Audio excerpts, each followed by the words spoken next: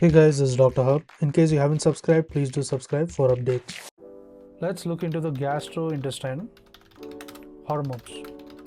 So gastrointestinal hormones, it is divided into the gastrin family as well as the secretin family. So in case of the gastrin family, there is gastrin as well as the cholecystokinin. Next, in case of the secretin family, we look at the secretin family. This includes the secretin, the vasoactive intestinal peptide. So it is known as the secretin. There's VIP, there is GIP. GIP here stands for the gastric inhibitory polypeptide.